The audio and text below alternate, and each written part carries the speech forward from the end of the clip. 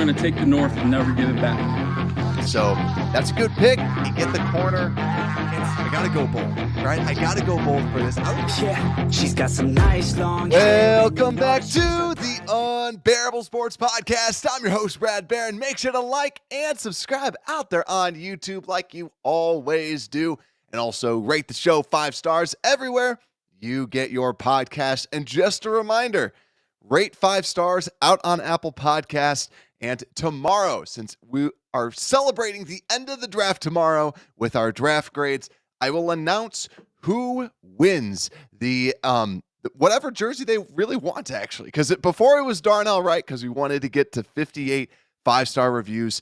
Now it's just whichever draftee you want, whether it is Darnell Wright, whether it's Karan Amagaji, whoever you want, you can ask for it. Just make sure to rate 5 stars. And also, if it's like a Twitter handle, Instagram, some way for when I pick that, if I can contact you, that is what we have out there. But what is going on? We are finally at day 3 of the NFL draft.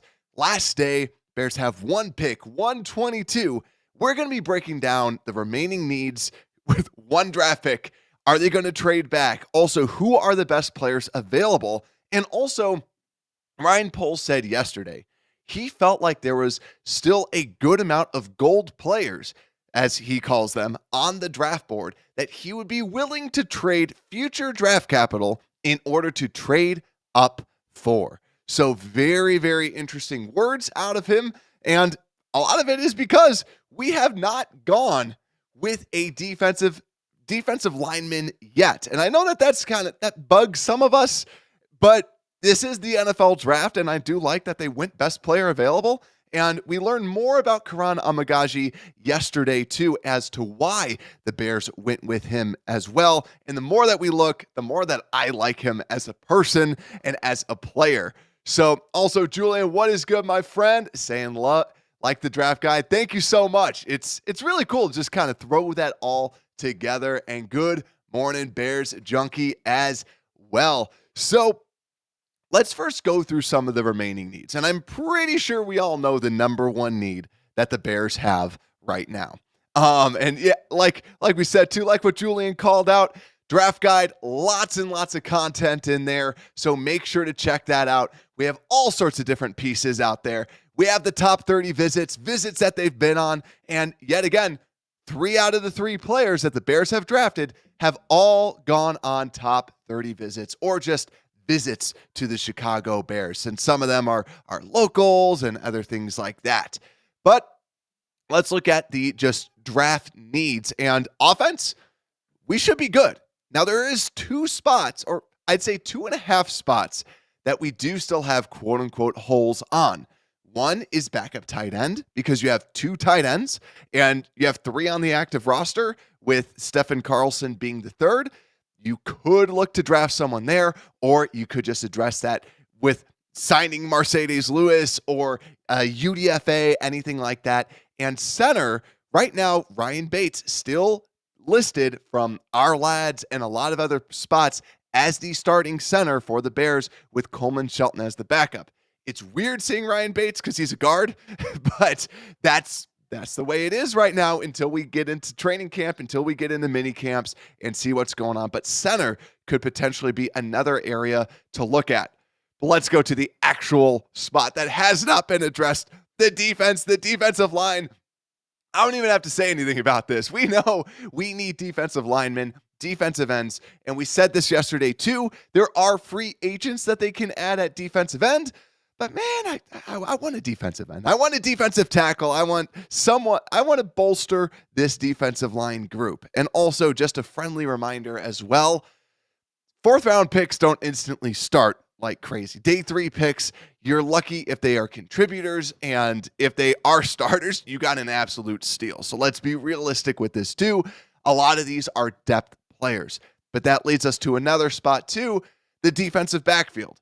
Do they want to add in another safety? Are they fine with Elijah Hicks and Jonathan Owens as the backups? And then the corners, the Bears have brought in a lot of corners in the top 30 visits. So to me, it does still feel like they might want to try and replace a Jalen Jones or a Josh Blackwell as a backup corner. Just something to keep in mind because that's what you can do in some of these day 3 places. And when we start talking about best available, as I was putting together my list, I'm like, oh crap, corner might actually be the pick. I don't like it.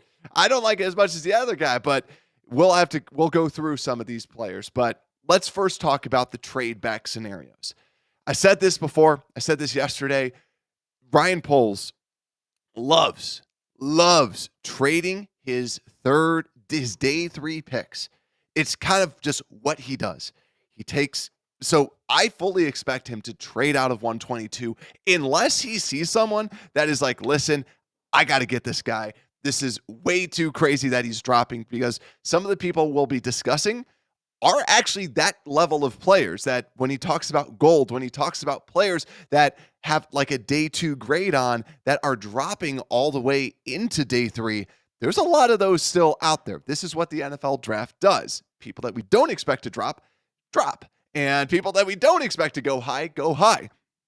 But I do expect Ryan Poles to trade 122 and then maybe take, maybe trade back to like 140 something and then also pick up another pick that's like 180 something. That's what he always does. Look back at the drafts. He always gets, moves back a little bit, picks up another pick. Then he does it again, picks up another pick. And then he gets 3. And that's what I kind of expect out of this. And that's what I'm kind of hoping also happens. So don't be surprised and don't be frustrated if all of a sudden you go, oh my gosh, I see this defensive lineman on the board. And then next thing you know, you see Bears trade with the Indianapolis Colts to move back, because that's just what he does. He tries to accumulate a lot of these draft picks for sure. And Gerard saying Poles hinted at trading back in the presser last night. There we go. Thank you for that. And think he might take a punter.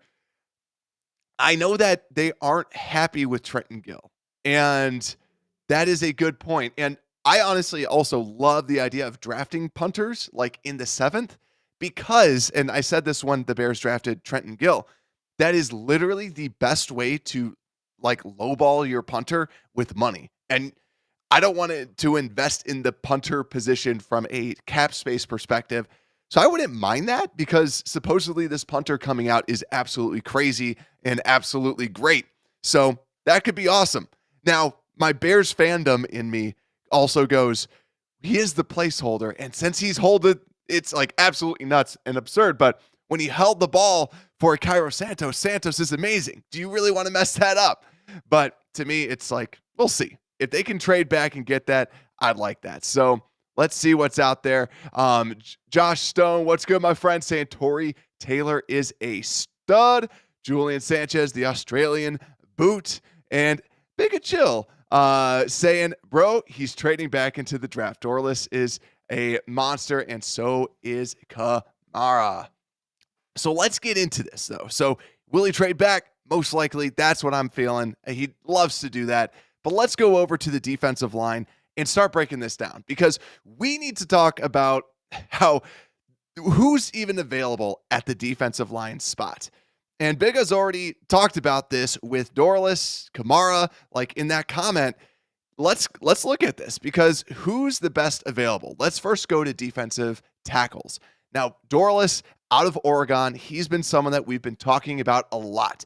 He has a good first step quickness to his game, and quite frankly is by far the best consensus player overall on the defensive line that is available. I have a day 2 grade on him, and he's kind of that mix between defensive tackle and defensive end. I moved him over to defensive tackle because whenever we talk about him, I'm always like, I don't really like him at defensive end, but I like him at D tackle.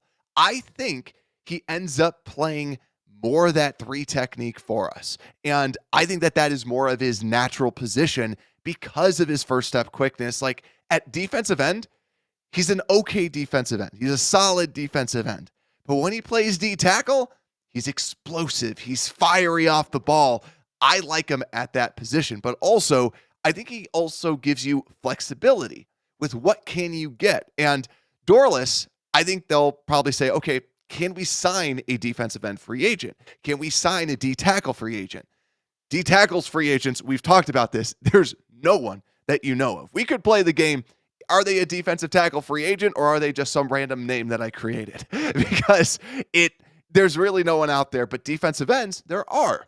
So Dorless to me is that guy out of Oregon that I would consider the Bears taking there, because even though that you look at his stable metrics, the 10.5 pass rush win rate, 5.2 run stop percentage, those don't jump off the page as a defensive end, but that's what he did at a D tackle spot. I think he's that tweener. I would shift him over to the 3 technique overall. So that's kind of my big piece for him as well. And also, Broski, my friend, how are you? I got to sleep in, quote unquote, a little bit as a parent today. So it was splendid. I got to sleep in until 7:30. So anyone with kids knows how that feels. I'm well rested, I guess you could say, as a parent of 3. So but let's keep going with Dorless. Who else is on the board at D tackle? This is where it then kind of falls off for me. So Leonard Taylor III out of Miami is the next best that I have on my board. I still have a day 3 grade on him, but the story that we've always said about these defensive tackles later on, we'll do defensive ends right after this. I wanted to just hit up D tackles. D tackles, they're all these like formerly amazing prospects that didn't do too much at the college game, which the Bears like, right? With like a Zach Pickens and Javon Dexter, did not fully live up to the expectations of a 5-star recruit. But the big difference between them is they were still semi-productive compared to like a Leonard Taylor III that wasn't as great. But the reason why I want to specifically call out Leonard Taylor was the year before he was looking pretty good while he was playing more of that 3 technique, filling up that B gap, doing the B gap role rather than last year where he was more of the 1 tech, the A gap player, and he really did struggle there. So to me, move him if the Bears were to draft him, move him to his more comfortable position, pair him up with Zach Pickens. So Pickens plays the 1 tech, Taylor plays the 3 tech, and then you have your next rotation with Billings and Javon as the starting defensive tackles. I think that would be a very good pairing, and also high potential pairing, as we know the Bears like to develop a lot of these players. But also too, defensive tackles throughout that, Mekhi Wingo, Jordan Jefferson out of LSU, Christian Boyd out in Northern Iowa, Tyler Davis, and Justin Iboigi out of Alabama. A lot of these, they don't really pop off the page for me. They're just solid players, and this is a very, very debatable, like where they all go, how good are they all at that D tackle spot. So Dorless to me is the big name. Otherwise, I would not want to take one of these players unless you're kind of trading back at that D tackle spot. So let's go to where we have a big hole. We have even the bigger hole, defensive end. Now, I threw Dorless off of this because we already spoke about him. Now, I do have a handful of prospects that are still available that I have a late day 2, early day 3, which is exactly where we are inside of this draft. That's Gabriel Murphy out of UCLA, which I really like his tape, but he does not fit our system whatsoever. He is an outside linebacker with 30-inch arms. I do not think that the Bears will like him, but you put on his tape, you go, dang, he looks good. Then Austin Booker out of Kansas, which we'll go back to. Javon Solomon out of Troy. He is a highly aggressive, high motor type of a defensive end. Haven't talked about him much. He's undersized, but very aggressive. Mo Kamara out of Colorado State, we'll talk a little bit too about. And Brennan Jackson out of Washington State. Very good run defender. And then you have your day 3 prospects or people that I consider day 3 prospects. Nelson Caesar out of Houston. Not a lot of people talking about him. A lot of stand-up rushing, but I really like how he looks off the ball. Cedric Johnson, highly athletic. Ole Miss prospect. Grayson Murphy, similar to Gabriel Murphy, out of UCLA, literally brothers. And Braden McGregor out of Michigan. Xavier Thomas out of Clemson. And then the freak of nature, athletically, Miles Cole out of Texas Tech that we've talked about before. But really, who am I looking at if the Bears want to go defensive end? I'm pretty sure we all know where. Number one to me is Austin Booker, even though that I have Gabriel Murphy higher. I think that Austin Booker fits the profile that the Bears want out of their defensive ends. Third, he's projected to go in the third, but now he's going it down into the fourth. And I like it. The long arms, like we've talked about, 10.2% run stop percentage on the outside. Very, very raw as a prospect. Can really, like, you put good coaching around this guy, he's not going to just burst onto the scene. He has some time to just get better and better and better. And I did see a comment asking, why is there so much hype on Austin Booker? And it really is that frame, 6'6", 245. He's got this incredibly long arms, 34-inch arms. And I think that why he's getting so much hype is because a coach looks at a player like this and says, I can do so much with him. Now, what gets me scared is, like we've always said, professional defensive linemen say it's hard to transition to the next level if you always win with just your pure athleticism, because everything's different until you get hit in the mouth, right? It's the old boxing term. Anyone can spar, anyone can hit the bags as much as they can and look like an absolute tank. But as soon as you take one to the jaw, now what are you going to do? And that's the thing. As soon as you get hit, as soon as you get blocked, how do you get off that block? How do you move off that block is hard to program into someone's mind if they have always just been, I'm just going to run around you. I'm just going to run around you. So Booker does have some pass rush moves, and that's why I think, too, people say, okay, we can train him a little bit more. We can teach him a little bit more, and he should be able to do a little bit better and look good. So that's why, to me, Austin Booker, I really like for the Bears because I think he fits the system and what the defensive line wants to do. But also, I want to bring this up as well because with the idea of the defensive line, this also came out with the Ryan Poles press conference because a lot of us were not happy that the Bears did not address defensive line. And what he said was they were contemplating offensive line or defensive line. And then he said basically, I don't have the exact quote in front of me, but when Braylon Trice went one pick before, they made their mind. They went, okay, we're going offensive line. So yet again, I don't have the exact quote, but when you read it and when you listen to it, you go, they were going to take Braylon Trice or Karana Amagaji, and ultimately with Trice going first, they go, okay, let's go with the tackle. Because they said he's the top on the board. And I believe that, right? I don't believe that much when people say that, but in this scenario, I really do because he's that good of a tackle prospect and he's that much better than the other tackle prospects that are out there that I do believe that. And also with Braylon Trice being the next person on the board, I agree with that as well. I don't think that was a lie or like GM speak. I do believe what he said with that. But let's look at some of the other defensive linemen as well. Mo Kamara, I've said this before. I think he's a very aggressive player. I think he's had very good success. Obviously, 19.4 pass rush win rate. It does get me nervous that he's 6'1" and does not have a lot of bend to his game. That's how the short people like Elvis Dumervil back in the day for the Denver Broncos, for people that remember him, it was always about how do you use your leverage? How do you, bend and then you at that angle to then get into the lineman and then push and then get past them. I see him as a very try-hard type of a player, which is excellent, but I like him, high motor, but I don't necessarily I don't think he's going to all of a sudden take the league by storm, and I think he's solid. I think he's just a solid prospect. That's why he's going day 3, right? None of these players are going to be perfect for sure. And then some other players too that I just want to bring up, Brennan Jackson out of Washington State. I just think that this is a good, solid contributor and just can come in, be okay, right? I don't think he's got this crazy high ceiling.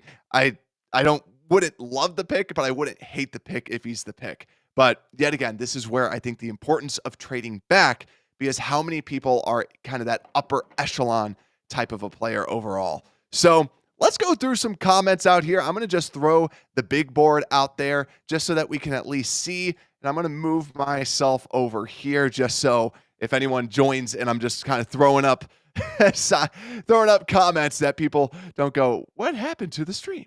So Julian saying he likes Austin Booker's potential for sure. Broski saying the Bears are going with the Penn State starter in round 4, either Narzad or Theo Johnson. Get some. And Travis, what's good, my friend, saying, has the center from Wisconsin or Georgia been taken? No, they have not. And actually, if I switch back, yeah, we'll fly through the defensive backs and then we can get into the linemen. Both of those have not been selected. So they are still on the board for sure. And then, yeah, Broski saying, yeah, it's the Mike Tyson quote. That's who said it. Everyone has a plan until they get punched in the mouth. Like that is the way that I think about defensive line, where like the Jalix Hunt, I was not high on Jalix Hunt because you watch his highlights, he literally just runs around the tackle. And it's like, yeah, you're just faster than everybody else on the field. That's why you're winning. But as soon as you get smacked in the face, you gotta do something. You gotta rip, you gotta swim, you gotta do something to get around them. And that's where too, I think it was John Yurkovich I was listening to. He was talking about just how difficult it is at D tackle. And that's why last year too, I've always said this, like Gervon Dexter, I saw shows being like, he's getting 7 sacks. I'm like, he's not. And it doesn't mean he's bad. It just means defensive tackle is hard. You go against 2 people, like you have 3 people around you. You have to have a plan. You have to understand how to use your arms and how to sneak through these players. While, no offense to defensive ends, you can just go around them. While with D tackle, you do need a big time plan with that. So Brian saying, who needs Khalil Herbert? We need picks now. A lot of talent. That's a really, really good point. Khalil Herbert, a very good running back. Like we see the efficiency numbers. Yeah, let's call up Luke Getsy. Let's go. Hey, Luke, you need a running back? Hey, let's trade him. Let's trade Larry Borum. I would think it'd be pretty fun. Brady McGregor is big as sleeper at the edge.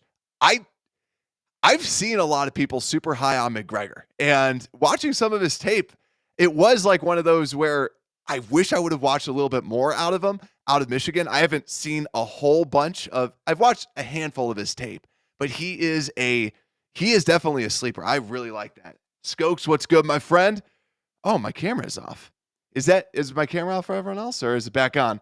And Brian saying too, Isaac Guerendo out of Louisville, trade Herbert. Yeah, I mean, we really can, and I would not be opposed to that. I love Khalil Herbert. I know people love Khalil Herbert in the locker room, but yeah, Philip, my friend, how's it going? Bear down indeed. A lot of people liking Kamara as well. And then, yeah, bye-bye Borum. And then also, Lonsky, how about Leonard Taylor? I do like Leonard. I like Leonard Taylor out of all the other defensive tackles besides Dorless, right? Even though I have a day 3 grade on him, he's like my day 3, like right above it a little bit. Travis saying, I wouldn't trade anybody for this late in the draft. From what I've heard, a lot of scouts, the talent isn't very deep. That is the other thing too. And I've heard that too, where a lot of scouts are saying this is not a deep draft. And so that is, and yeah, they can't see us. Yeah, let me just restart my camera and we'll see if that ends up working. What the heck? Oh, I didn't see that. No. I'll see if that ends up working. No. Let me just turn that back on. Let me see if that's working. Crap, my camera's off. Hey, you all aren't missing much. I'm going to actually also pull up the stream in my other screen and we'll see if that ends up going. I was just going on a rant right there. I was just talking about it for a while. So yeah, let me know if it's off. I'm going to load it up just to be on the safe side. Yeah, I don't know if anyone knows this, where it's like the, sometimes when your computer's not doing stuff and it's like, okay, something weird is going to happen. Didn't know what it was, but something odd was going to happen. So let me show this up. And, oh, yeah, I'm not getting all the comments either. So I just loaded it up as well. Oh, yeah, what the heck? Let me change my camera and we'll see what this does. We are going to be going through this. what ends up happening. Otherwise, I will just be showing off screens this entire time. That is weird. All right, we're just going to be doing my big board, and that's how we're going to be doing this. Thank you guys for letting me know that it's just a black camera. We're going to go with content only. I'll actually just have myself in the little corner. Don't know what's going on with it. So we will see what we are doing. But thank you guys. I don't know why I wasn't even seeing some of the comments too. The heck? All right. I'm just going to be the black box over here. We're just going to go with that. Otherwise, I will see if I can switch my camera. Other one. And we'll see if that does anything too. It's a weird angle, but we'll definitely check that out. Otherwise, I will remove myself, and then I'll add myself back. And we'll see if that does the trick too. Gotta love live shows, live editing as well. Yeah, it is literally just the black box. All right, well, I won't see you boys. I won't see you girls until after the draft. But we'll keep the show rolling. We'll just go content only. That is odd. That is odd for sure. So let's just keep this going. And let's talk about the next group of players, which is cornerbacks. I know we don't want to talk about cornerbacks, but we will go through cornerbacks because the Bears have been talking a lot about these corners, or they've been meeting with corners like crazy. So what we're ultimately going to do is break down of these players. So let's get into this. There's a lot of good corners still available. TJ Tampa, Kyrie Jackson, Chris Abrams-Drain, DJ James as well, and Cam Hart, Jarvis Brownlee, Kalen Carson, Kalen King. So TJ Tampa is the one that really stands out. As someone who was projected to kind of go late first, he's still available. And this is where, do I like the Bears going corner? It's gonna piss me off a little bit, not gonna lie. But if they walked away with like a TJ Tampa, Chris Abrams-Drain out of Missouri, I'd feel pretty darn good. And yet again, why do we bring up the defensive backs? Well, it's because they've had a lot of visits with them. Like we said, 4 different corners that I have on record, 2 different safeties that they've met with as well. And that's where it's worth bringing up that they might want to add just some of this depth, because that's what you do day 3. You don't sign starters in day 3 of the draft. You sign backups. You sign players that can be good players out there. So I like the idea of Cam Hart just because of his overall length, and he is someone that they brought in from Notre Dame. And then another player too is Nehemiah Pritchett. I am not as high on him, but I know a lot of people do like him. So look for the Bears. Do not be surprised if they end up going corner. And to anyone out there that is going to yell at me in the comments and say, we need defensive line, trust me, I know. I'm just making sure that we know that what would the Bears do? The Bears might want to try and get a player like this for sure. So let's then also keep on going. And real quick, I'm also just because my camera thing is kind of bugging me, I'm just going to try and unplug and replug in again, and hopefully nothing blows up. So I think, yeah, you guys can still hear me now. We're still good. And I will just reconnect my camera. Then we will just double and then see if that ends up fixing it too. So corners, solid. But let's just keep on going with the safeties as well. So safeties, what we have out here too, I like Jaden Hicks.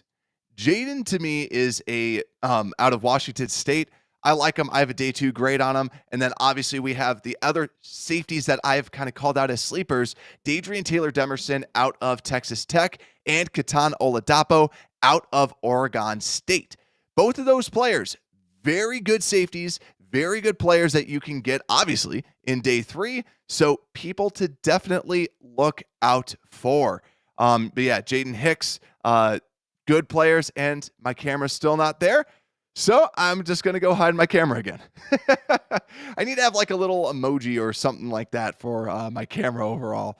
But Jaden Hicks, Adrian Taylor Demerson, Katan Oladapo, all three of those players, good safeties. If they want to add someone, just one Byard, since Byard is a little bit older and long in the tooth. But Demerson, good safety out of Texas Tech, more of a smaller profile, but good zone safety. And then Oladapo out of Oregon State is an absolute beast and fits more of that box safety role, where when I think about what type of a role does he play for the Bears, not so much. So that's where I think he might not be a scheme fit, but I do really like him overall. So that's the defensive backs right there, right?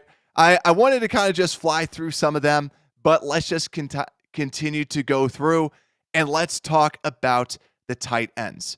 Because like we said, Bears need a backup tight end unless they really do like Stephen Carlson, which most likely I do not think they do. So what we're going to be going through, and there's also a lot of good players on the board. Jatavion Sanders out of Texas is one of them, and Cade Stover. So those are some pretty darn good tight ends. Jatavion Sanders reminds me of more like a Darren Waller. He is a good receiving tight end, even a little bit like I was going to say Gerald Everett, but it's more of his size is similar to it.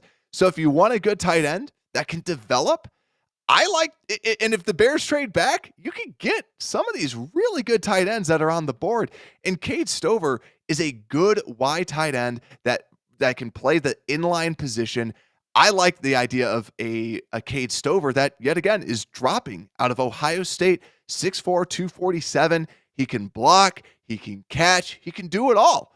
But you look at who's available: Jatavion Sanders, Cade Stover, Eric All, Dallin Holker, Jaheim Bell, Jared Wiley out of TCU, Theo Johnson out of Penn State.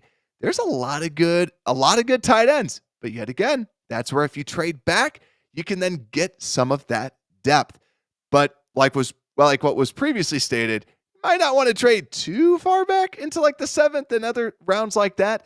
But if you can pick up a 4th and a 5th, you go tight end. You can also add another defensive lineman. Then you're feeling pretty darn good with some of this depth.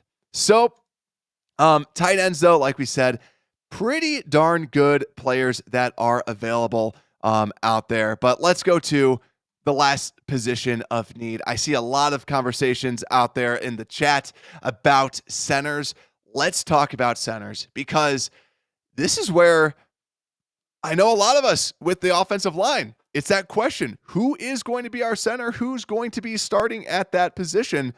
And Ryan Bates, to me, doesn't really do it for me. So I like the idea of taking one of these centers. And right now, the highest graded center that's on the board is Cedric Van Pran, and out of Georgia. Very smart center, which would be good to pair with with Caleb Williams.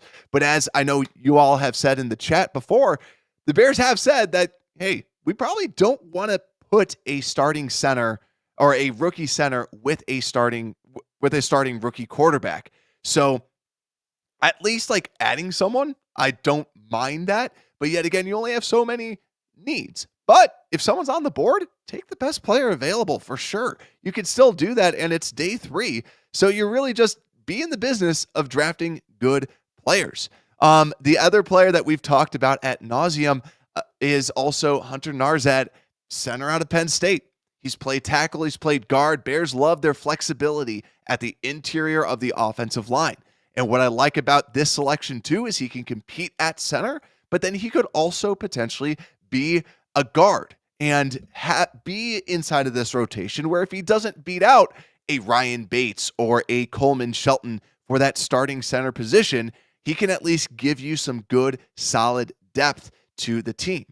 But speaking of solid depth as well, Tanner Bortolini, the guard / center out of Wisconsin. He played guard a lot, and I think last year was his only year starting at center. Crazy athleticism, can play out in space.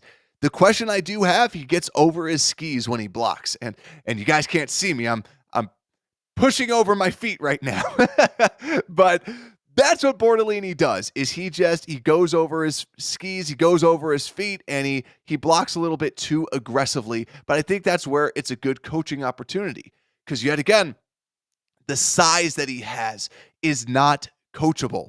The speed that he has is not coachable. I think that Tanner Bortolini is someone that, yet again, versatility on the interior of the line. And I like a lot of these interior players later on. But also Bo Limmer out of Arkansas, good center. Dylan McMahon, don't sleep on him, out of NC State. He's a very good, yet again, guard / center, gives you good versatility. And also Andrew Rame out of Oklahoma, played with Caleb Williams back in Oklahoma. And last but not least, Drake Nugent is someone that I really like, but very short. He's 6'1". So very short for an offensive lineman, but he had kind of reminds me of Doug Kramer coming out, where he's a true center, but has a lot of experience under his belt. Definitely someone to be looking out for. So that's a lot of the best players available. Going through it, I know that we kind of flew through a little bit. I want to just start grabbing some of the comments that are out here. I'm just going to scroll up a little bit. Chris, what's good, my friend? Saying at 122, I would like Stover, but if Dorless happens to be there, we should take him. I do agree with that. If Dorless is there, I think that the Bears would really like him. And it's not even saying Dorless is an absolute slam dunk pick. It's just he's the best on the board, and he fits the need in a very, very, very, very good way. Because you go, all right, who can we add? Let's just throw Dorless wherever we need some help, wherever we need some depth. Philip saying Van Pran would be a great addition.